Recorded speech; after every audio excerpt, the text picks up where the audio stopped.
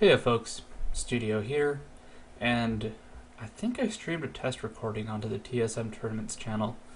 Whoops. But, that is besides the point.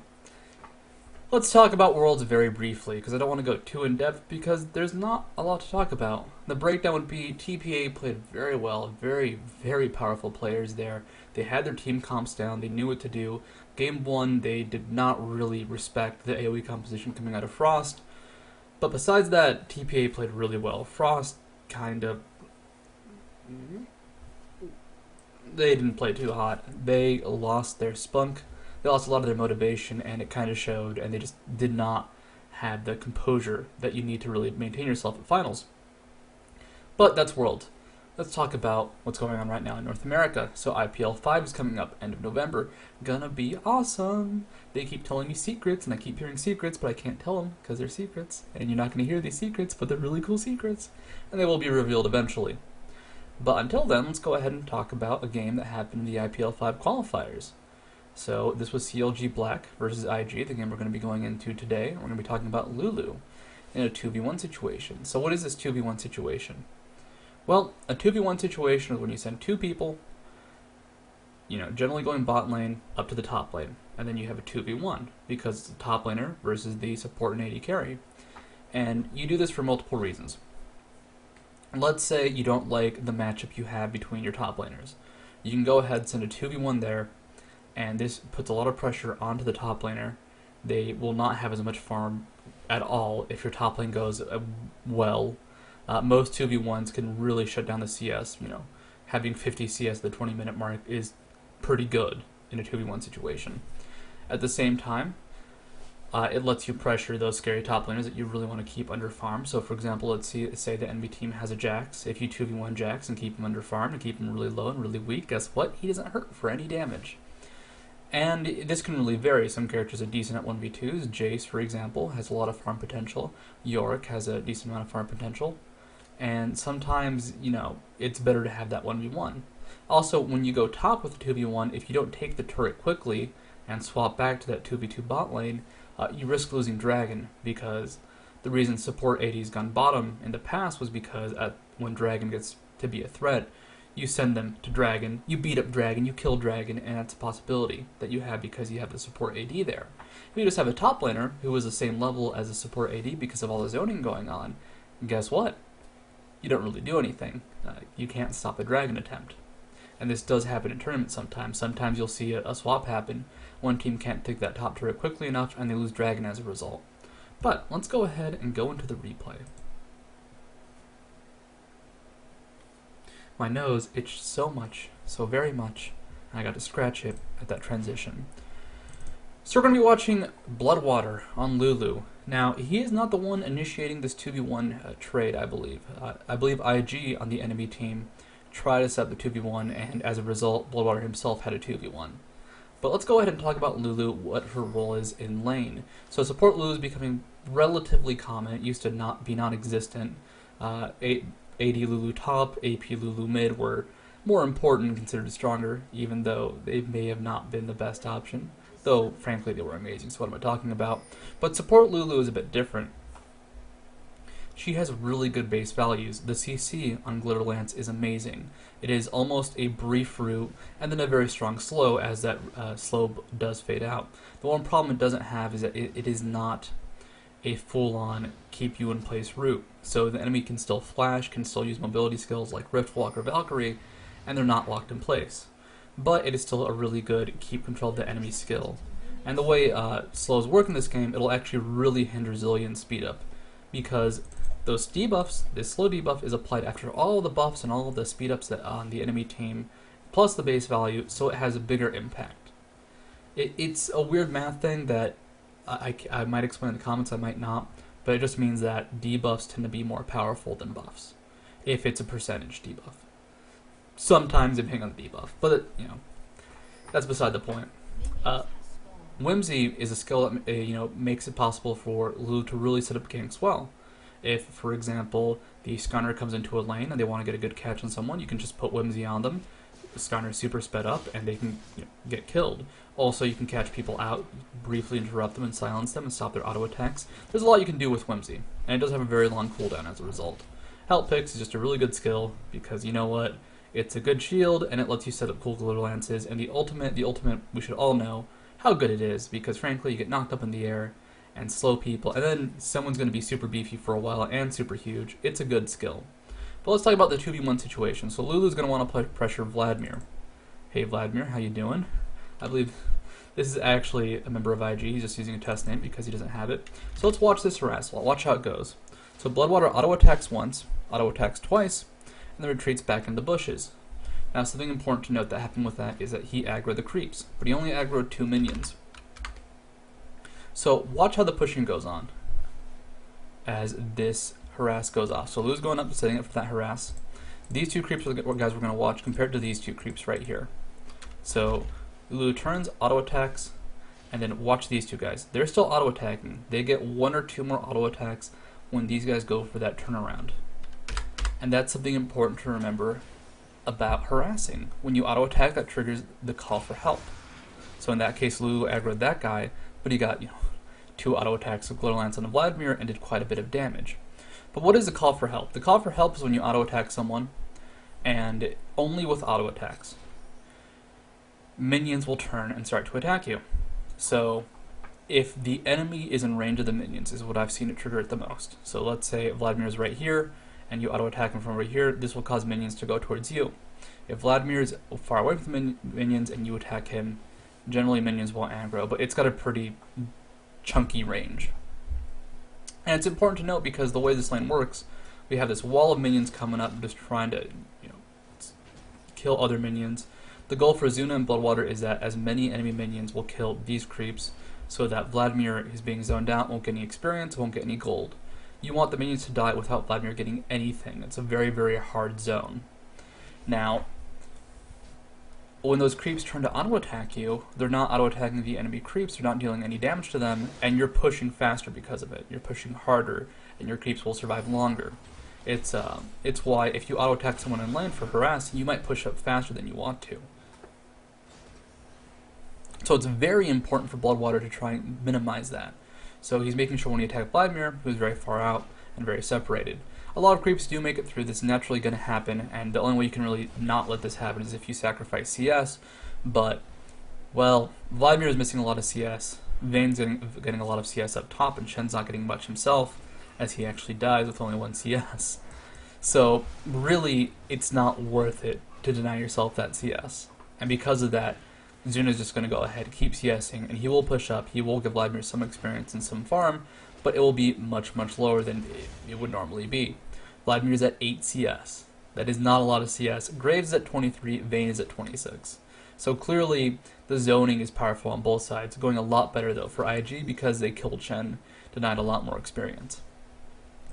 Poor Shen's level 2. Poor Shen. But, when you 2v1, your main goal as the top laner is more or less to get experience. If you can get CS, it's really awesome. Bloodwater, he's not a lot of experience with the help of Zuna, and they're in a decent situation. Now, warding. Let's talk about the warding. So this is kind of standard bot lane wards. They put a ward here in case someone tries to sneak in from behind. Zillion, they'll see coming from mid because Link can call that out very quickly. Nocturne, though, if he shows up from behind, if they just turn and try to catch him, it's going to be very simple. Once they pushed out, Bloodwater put a ward here just in case Nocturne came up again.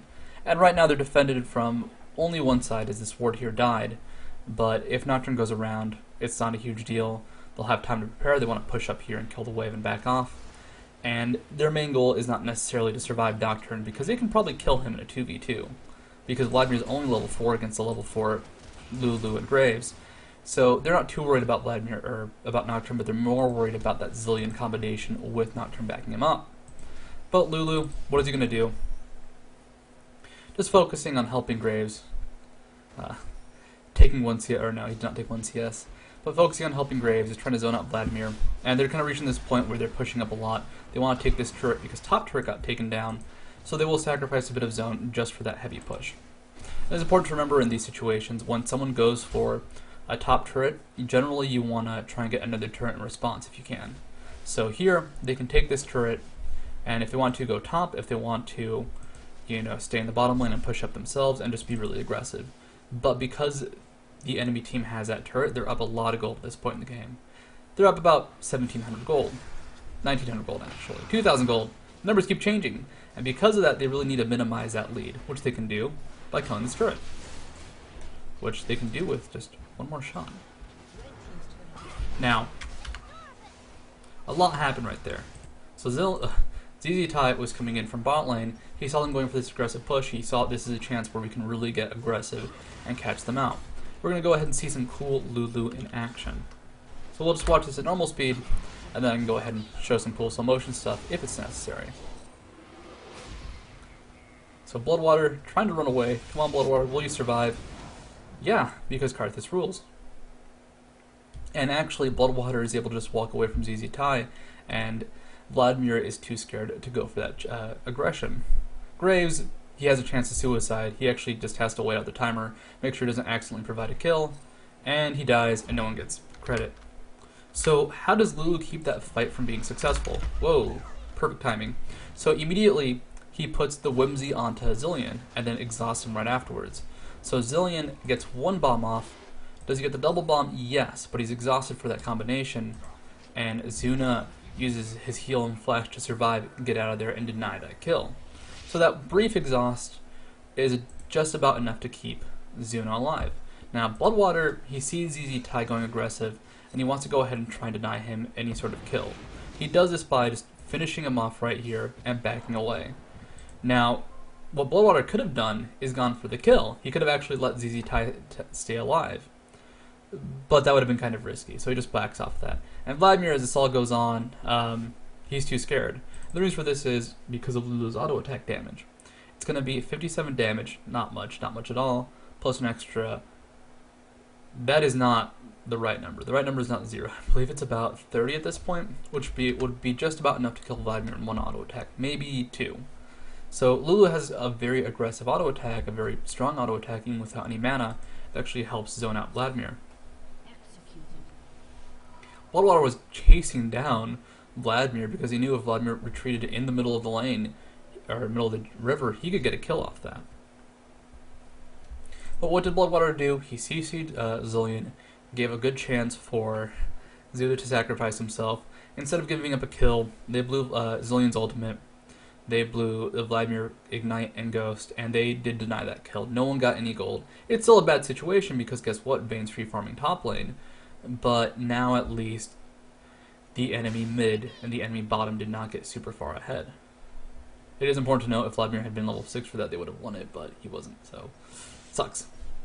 Now, Lulu in other lanes. Well, you can do stuff like this, shield someone, provide a bit of damage. You want to make sure Psycho Sid gets 6 very quickly because they have a very good synergy together. If Psycho Sid hits level 6, with Whimsy on him, he will catch just about anybody. But now the 2v1's been set up in the past, now it's a 2v2 top lane. Both towers have been taken for the respective 2v1 situations, so now they're just going to go aggressive. Now, that is the classic Lulu combo right there. This is the almost guaranteed harass. This is why you max out Glitter Lance first, because doing this combination is a bit more mana efficient and it does a lot of damage. So help picks into Glitter Lance. Just watch this combination. BLOODWATER does it very quickly when he actually does it. So EQ, very quick combo. He catches China Addy with that DPS and provides a lot of burst. And this is what makes Lulu scary. She has very good burst damage, but a lot of it's in skill shots. If you land a help picks though, you can set up quite a bit of damage. The one disadvantage is that you don't get the shield and you don't get the help picks on your AD carry. But Lulu's auto attack speed, while not amazing, actually, especially now that Graves is Berserker Greaves, it's not going to be the biggest deal because Graves is not going to have magic penetration, so it's not going to deal like that much damage if he does have help picks on him. But Lulu, can provide quite a bit of damage despite not having that help picks on Graves, and frankly, the burst is going to be a lot more reliable if it does land on someone like Vayne. And Vayne specifically is going to have her ultimate, which will provide a lot of stealth and mobility. However, Vayne does have a Sona, and Vayne does have a Vamp Scepter, so guess what? Vayne is already back at full HP. Now, BLOODWATER and Zuna combined have a very good burst combo, so Graves can deal about 200, 230 damage, maybe more, with his Q. Lulu can do 170 and an extra 80, so 250 with her Q, E combo, and of course auto attacks with that Pix burst. So if they want to, they can try and go for a burst combination. And that's something very, very possible, but also very scary. Graves doesn't have Ignite, which is normally a key component in this, and because of that, BLOODWATER is going to be focusing more on the defensive role. This is something that Lulu's very good at. We're just going to look over here, because it's just a cool play that I think is fun to see. So here's Vladimir going super aggressive, still hasn't gone back to buy, still just has, oh actually no, he does have a revolver at this point. It's earlier where he goes aggressive. He dies in the exchange. This gives Scar level 6, who picks up the kill onto Illusion. This is a cool little play. And actually, it's a very big and important play because it does a lot for this. Now, when you do the lane swap, it's important to remember that the enemy team has a good chance to push your turrets. And as you can see, both teams took down those first turrets, and they took those good chances and used them quite well. But when you do another lane swap, especially one like this, they see that, you know what? Vayne's bot lane. She's used her ultimate. Top lane, Zuna and BLOODWATER have until Vladimir gets there to push down this turret. And that's very important to remember. Every time you do a recall, there's going to be a good 25 to 35 second window before you reach the lane you were in again, unless you have teleport or some great mobility skill. So when they see Vayne in that bot lane, this gives Zuna and BLOODWATER a chance to keep pushing and keep up the pressure. This applies to almost every lane. If you're expecting a threat in your lane, it can be the enemy jungler, for example, and you see they're not in your lane, you can go crazy. If you see your top MIA, and you see him bot lane, or you see him just back at base, you see they just recalled, you can pretty much do what you want. Now, we just saw a very standard exchange.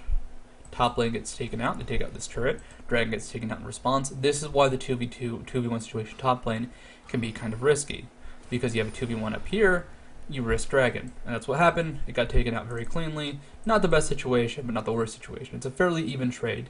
The enemy team gets Dragon, you get the gold from the tower, which is a little less than Dragon, but you also get a bit more map control, which can be invaluable, it can also be worthless. Now, fighting a ZZ tie. BLOODWATER goes in, uses Whimsy on himself just to get to the fight quickly, and he tries to land the Glitter Lance, and he catches Zillion out here. Now, he actually lands the slow on the ZZ tie, but unfortunately for BLOODWATER, there is that brief delay. He uses the ult onto Zuna to keep him alive, and really what has Lulu done this fight? Provided a lot of control. So now that was just a general overview of the fight. I'm using Rewind because I love Rewind. Just watch BLOODWATER in half speed. So Whimsy is used. He loses that CC, loses that really good chase potential that he could put onto Skarner or put onto Karthus or just anybody. Karthus would be really strong because of the bonus AP. Now he's trying to chase down Illusion and ZZ Tie. He has his Glitter Lance available, and with ZZ Tie going down, this is a chance to really catch him out. Unfortunately for BLOODWATER, he doesn't land the Q until after Zillion has a chance to get away. But note that even with his speed up, Zillion was moving at about 239 move speed, so they would have caught him and killed him there. Here, this is just the power of Lulu's ultimate. Nocturne goes for that really aggressive flash, but guess what? Zuna uses his ult, or he does use his ult, but BLOODWATER uses his ult, Zuna uses his heal, and that's enough to really shut down Illusion. Now it's important to remember that Zuna did have Ignite on himself, but you know what? It doesn't matter, because BLOODWATER, his ultimate, isn't affected by Ignite. It's not a heal, it's bonus HP being provided. It's like buying a Ruby Crystal. When you buy the Ruby Crystal, that health gets directly added to your character. It's not necessarily a heal, you just get more health. And that's what the case with Lulu's ultimate, you get more health. It's a heal that cannot be stopped by Ignite, which is powerful, but realize it is her ultimate. It is a very big deal that she gets that bonus HP off. So I understand the trade-off. It makes a lot of sense from a design perspective because the ultimate should not be countered by a skill that, 2 or 1 to 4 champions, or 1 to 4 characters on the enemy team will have in terms of spells. Possibly more. So it's important to remember that Lulu's ultimate is almost always good to use. It's not just a heal. It's a knock-up, it's a slow, it's bonus HP, which can be effective, at the start of a fight, unlike a heal, and it really provides a lot of control. It lets you set up health picks, it lets you set up your Glitter Lance, it lets you set up just about everything. Maybe not your Whimsy, because chances are your Whimsy is getting used to set up the ultimate in the first place, but there's so much control and so much being provided with the ultimate. Now, think about Lulu's team. What does she want to do? We have Shen, who can initiate fairly well, Karthus, who wants to run into the enemy team, but can also kite, and Skarner, who can catch people very well. I would say this team's going to be very focused on going aggressive, going with very hard initiates. The enemy team does have Nocturne to try and catch people, and he can be kited fairly well as Lulu. They do have Sona Ultimate for Initiate, and they do have Zillion, who can speed people up, but that's kind of countered by Glitter Lance. So it looks like if Bloodwater can get a really good Initiate by having someone like Psycho Sid or Cruiser go in, use their ultimates or dashes to really start off the fight, and with that, Lulu can use her own ultimate and set up a hard Initiate. The other option would be, well, like let's say they have a very kite-based composition. If they try and dive Zuna, guess what? Glitter Lance, boom, slow him.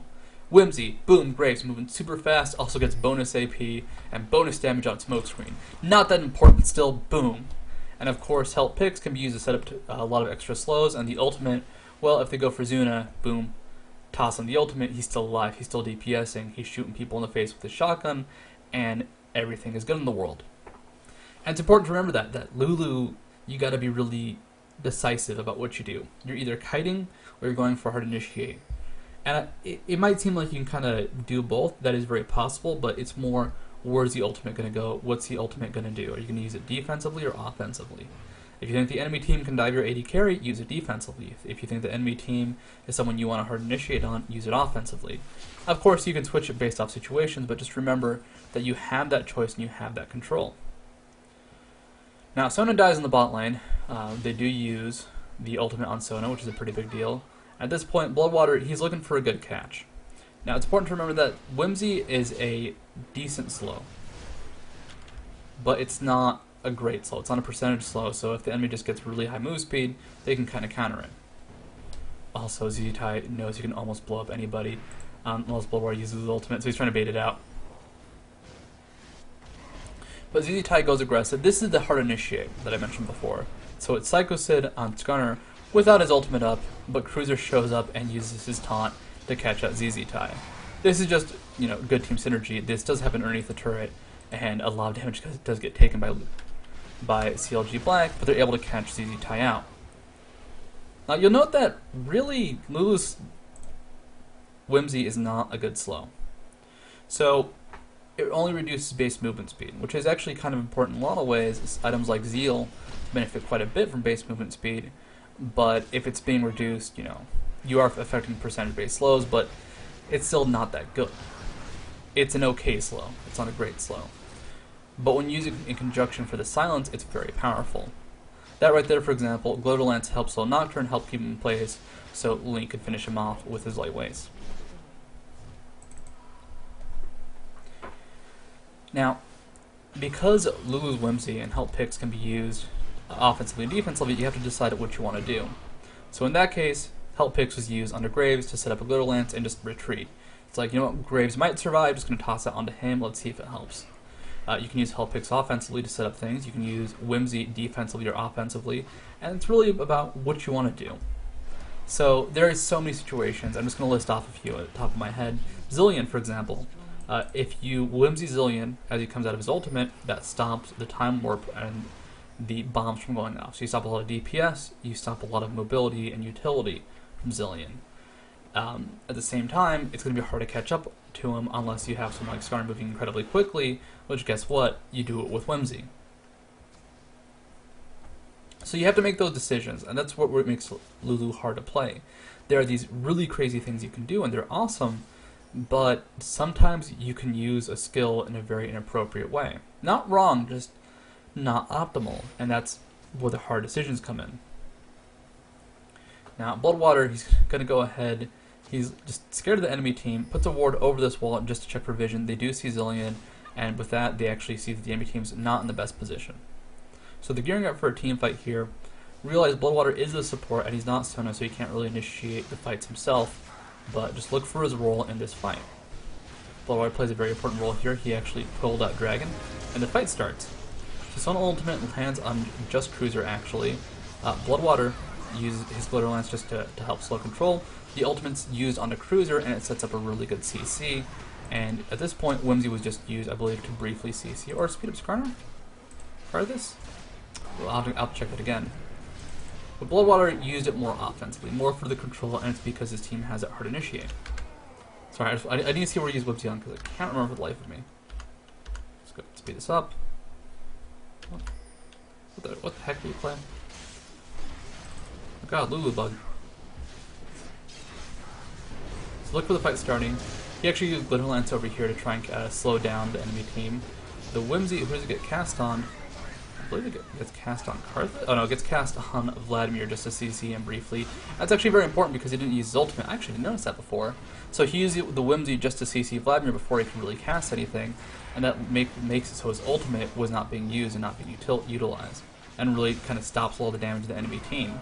Vladimir couldn't get into a good spot to ultimate, and because of that really good CC from Whimsy, it's a lot of damage being reduced by the enemy team. It's important to note that, guess what? People would have died if Vladimir ult had actually gotten down successfully and that damage amplification had gone off. Now, what is BLOODWATER doing? He's killing Sona.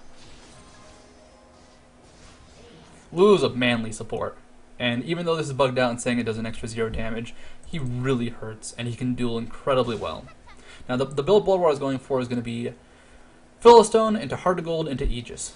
And the reason this build is solid is because Lulu has very solid range in a lot of regards and very crappy range in a lot of ways. Also, her move speed is super bad. She is like the slowest character, 300 base move speed, which is actually the lowest base move speed in the game. It is a tie, but man, she is slow. You don't want to always Whimsy yourself. Since you're not going to get that many move speed items, you can't like buy, you know, for example, a Zeal or a Force of Nature. He's going to go ahead and go for an Aegis, and this lets him get fairly tanky. And having a tanky Lulu means more auto attacks, more really actually generous DPS coming out from himself, and more importantly, he can get more Glitter Lances off and just stay alive for the fight. It's kind of like Sona in lane. Sona rune builds, for example, are very, very tanky. I'd say 16, 14, or 115, 14 are very common on Sona in terms of masteries. And then you also have a lot of armor and a lot of defense on Sona because Sona just wants to be very offensive in lane. Lulu going for an early Aegis is going to be very offensive in the sense that Lulu can just kind of sit there and DPS and keep spamming spells out. And with the heavy slow being provided and the heavy CC she provides, spamming those spells out is incredibly good. If you can spam spells as Lulu, you can win a team fight almost. It's like, I've heard a few things like that. For example, if Alistar can get 2 pulverizes off in a team fight, you've probably won the fight.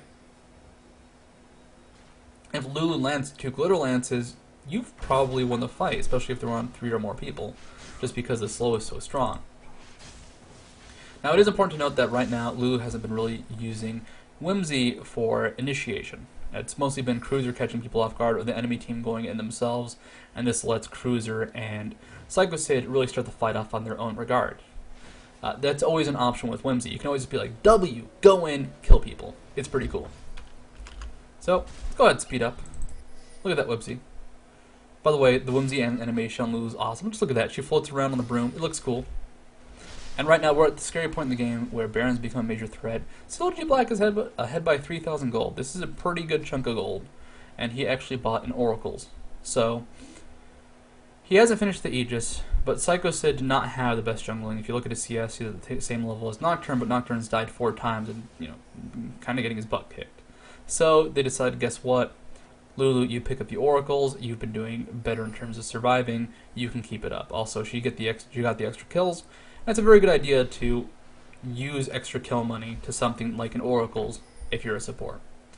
Think about it this way, the Aegis is going to be really good to get, but if you couldn't afford it anyways, pick up the Oracles because that's going to be a lot of map control you can really get from it. Especially someone like Lulu, who despite her very slow move speed is going to have Whimsy to get away as well as Glitter Lance. Also double wards, check it out. This is like support. This is like a support payday. Look at that. 50 gold right there. Now, as you can see, Link is doing work. He just got a kill, and the Baron is now being attempted now that Illusion has just gone down. So, these Baron fights, when you're a support, your job is to DPS, if you do any DPS. Maybe tank it a bit if you're someone like Tarek, but mostly keep wards and vision on the enemy team and clear wards like this. So Sona put a ward here, and this is a chance for BLOODWATER just to auto attack it, take it down, and deny the enemy vision. In this case, he actually doesn't do it because he kind of wanted to bait it out.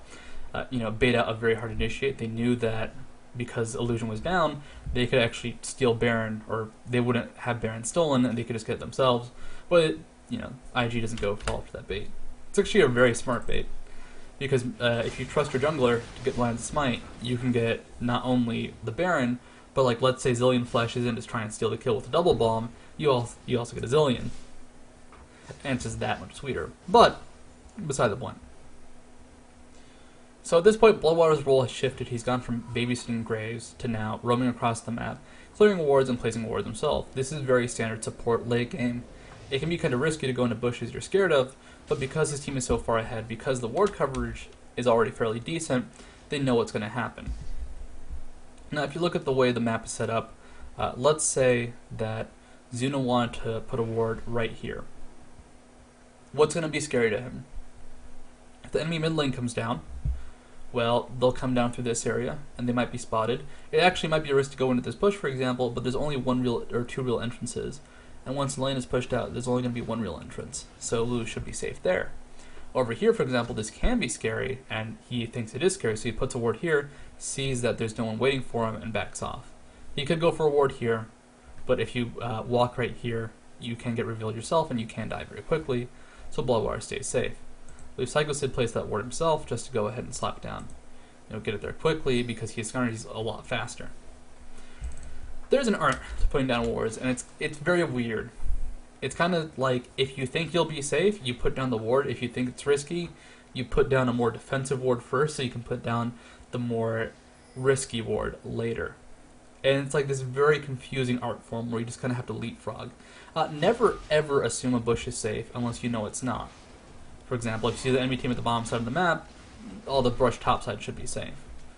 But if you don't know where the enemy team is and you haven't seen them for quite some time, you don't assume a bush is safe. And even though Bloodwater is support, it's not the most important role in the team for late game team fights, it's important that he doesn't die. Now, they do pick up a dragon on IG, but they're still behind 4,000 gold. It's okay to sacrifice things like dragon, especially when you're really far ahead with something like Baron buff, because guess what? You have Baron buff, you have better pushing and teamfight potential. You can't really die though. If you die, you give up quite a bit. So they're not going to risk anything too big, they're just going to go ahead, try and push safely, try and stay in a good position, but they know that if they get into a team fight they should win, but they should not go into 3v5, they're just bad situations. It's defensive, it's not the most exciting thing, but it's a very safe thing. Also, I do love that Bloodwater never killed this ward just because he zoomed out right on out of there, deciding to stay safe. But, beside the point. So, this is the push on the mid lane. As you can see, Graves does a ton of damage to Vayne. And did they pick up the kill? No, because of the heal buff. Well, the heal summoner. So they just push on this turret. With Vayne retreating, that is your chance to go ahead, keep pushing. They're at full HP. If anybody tries to initiate on the enemy team, the Shen shield could come onto them. The person who's taking a lot of damage, the Lulu shield could go onto them, the Lulu ult could go onto them, and there's a lot of extra damage that can be very quickly provided. Which, I just want to kind of briefly point out how survivable a person will be. Let's say they target Ghost Zuna with all their initiation, and Shen ults him.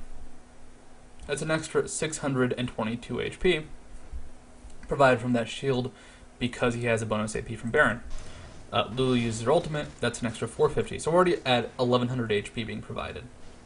Then you add in the help picks, that's an extra 77, not that much, but still, it's about 1150, 1175 extra HP being added with a combination of spells. And it makes Lulu really good at disengage, especially when you have someone like Shen to back her up. So if they go for Graves, for example, he's got an extra half-life. He's now at 3000 HP when all that shield is placed onto him, all that extra just crap is just on him. And it's important to remember that. It's something that the enemy team is actually very scared about.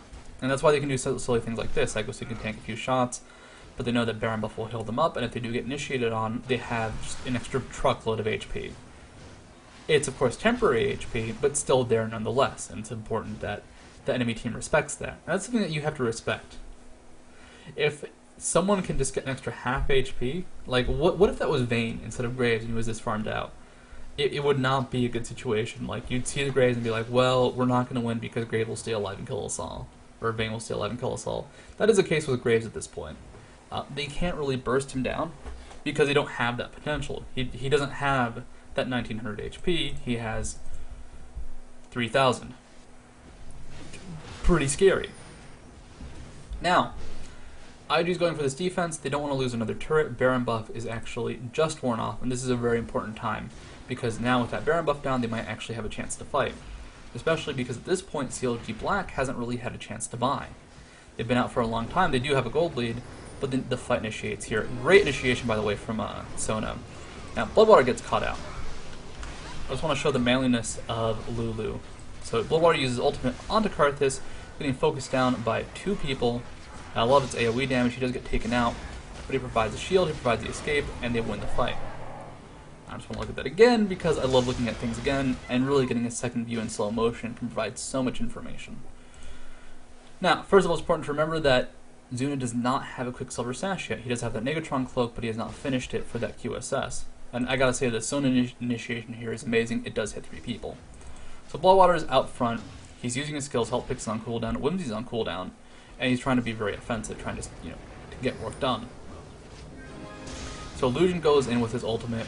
Graves flashes out of there, and at this point BLOODWATER immediately puts the ultimate onto Link.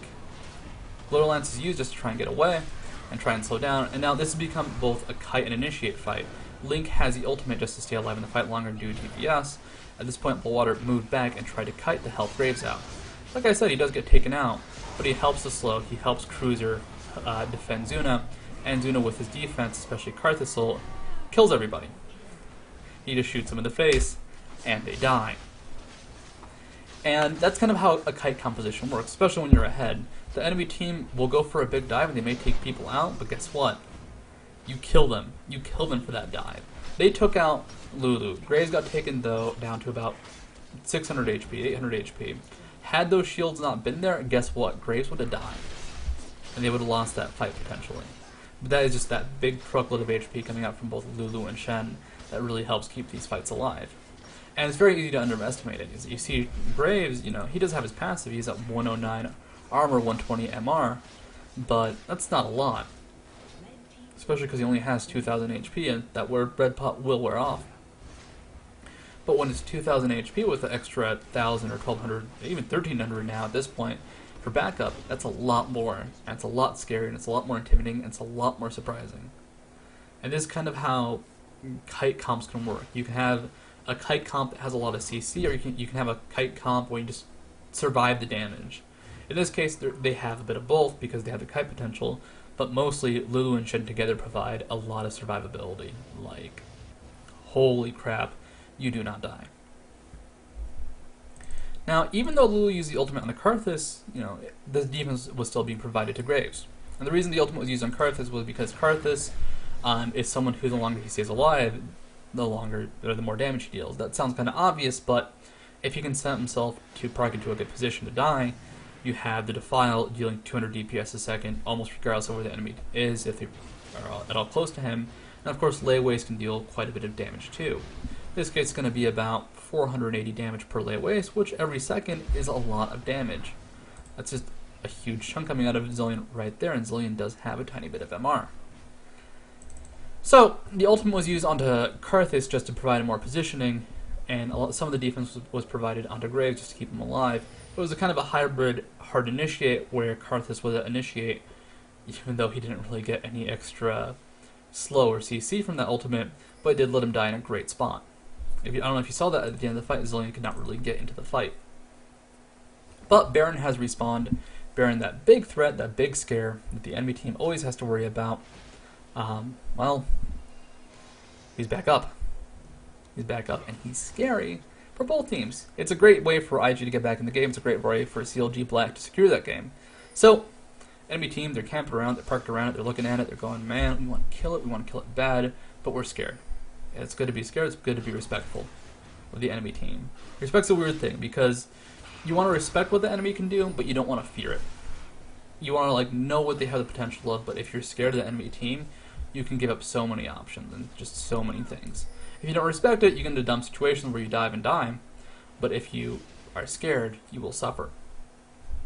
Now in this case, they see Nocturne, or they don't see Nocturne Vladimir, but they assume they've gone back to base. They know that this is pushing in right now, and if the enemy team tries to stop them at the Baron, well, Shen will show up pretty easily, this will push in really hard, and once you see Vladimir, it's almost guaranteed, oh, this is going to be a safe Baron. And Shin actually backed off for a second, but now the enemy team knows Baron up, they both have pretty good timers. So with Baron up, CLG.Black can do one big push to try and end the game. They could go top, they could go mid being a better option because it has the open inhibitor, and they really just want to get into a fight where preferably one of two things happens. Skyner can catch people with his ultimate, which would be awesome because Vayne herself does not have that QSS, or Lulu can just, help Graves kite, especially with Shen. If Graves just stays alive for long enough for the fight, because he is far ahead, they should win the fight. They do have to be very respectful of Vayne, though. Nocturne isn't doing too hot.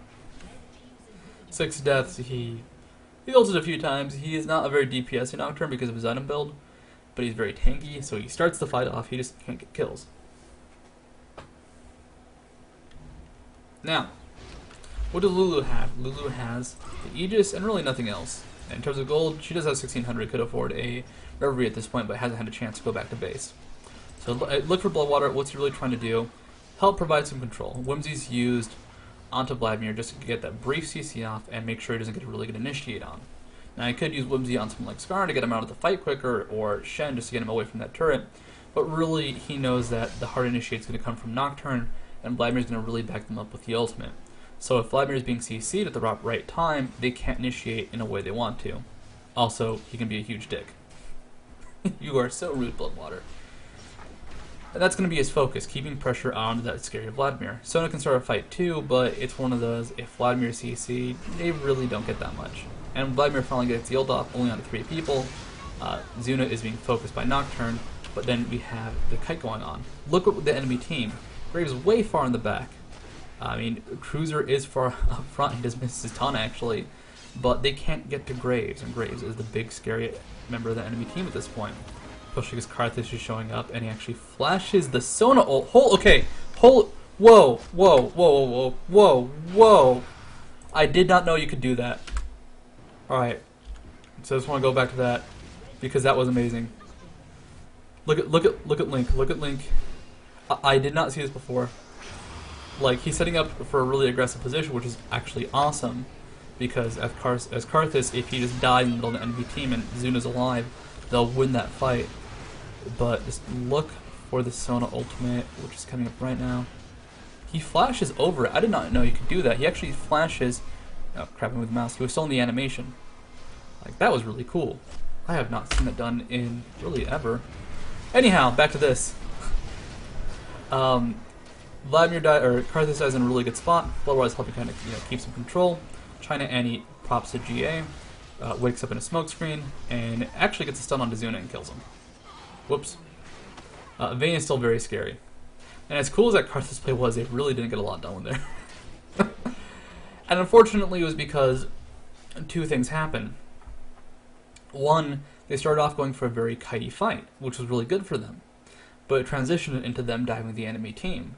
And because they'd already used their hard initiate, they'd already used the big beefy start the fight skills, when they dove the enemy team, they did not have the skills they needed up to actually dive and get kills.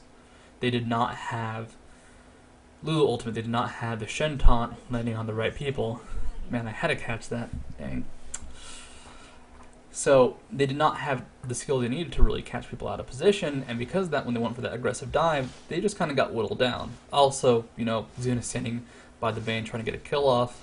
Very well played by China Annie, using that tumble to get out of the smoke screen and get the immediate grave stun. But also, it was kind of a sign if you're dying at that point to a Vayne coming out of GA that you're waiting for, the situation did not go as planned.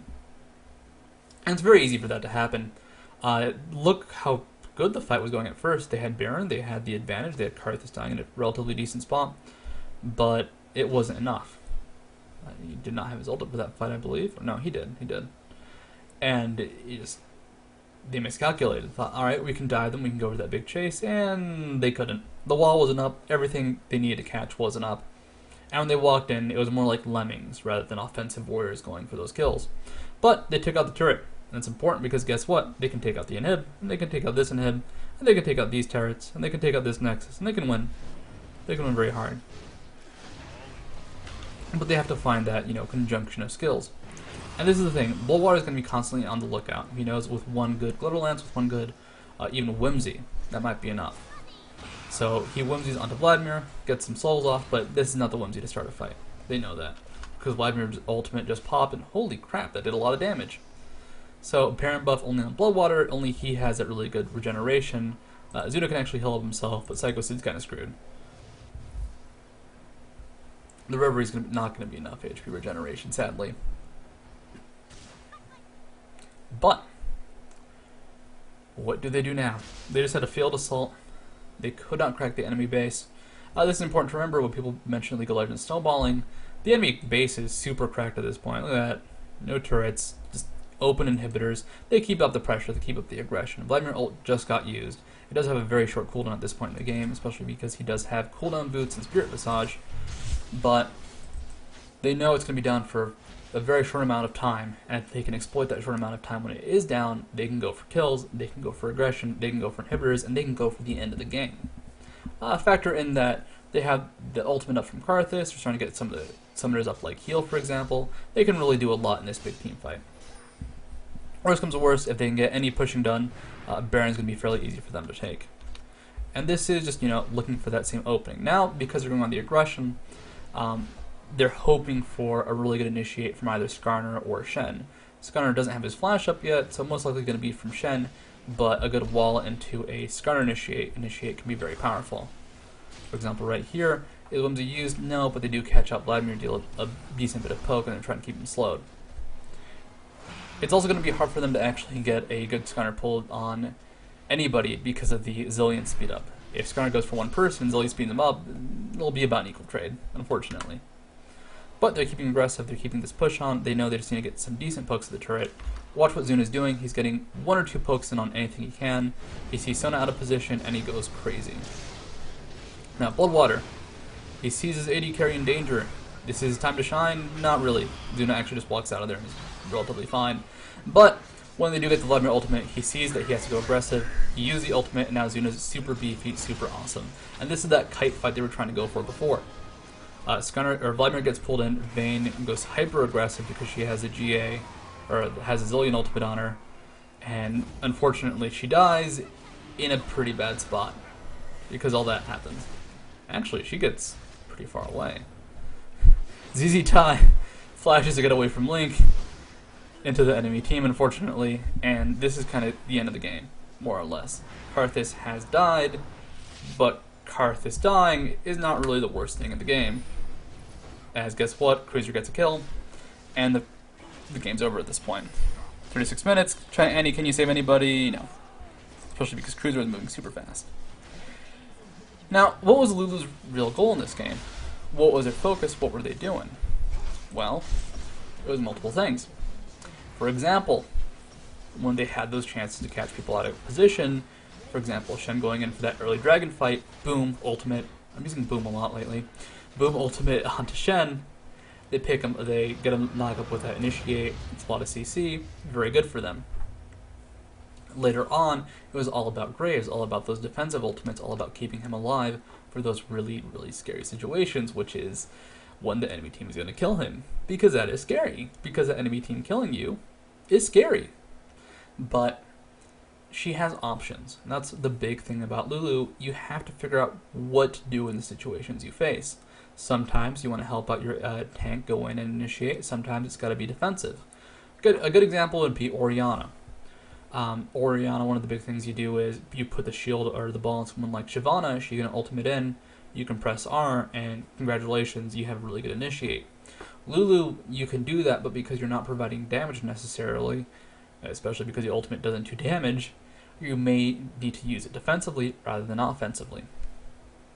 Now, that is all for today. Hope you guys liked it, and I'll be doing some more videos later on this week, of course. So I'll see you guys tomorrow.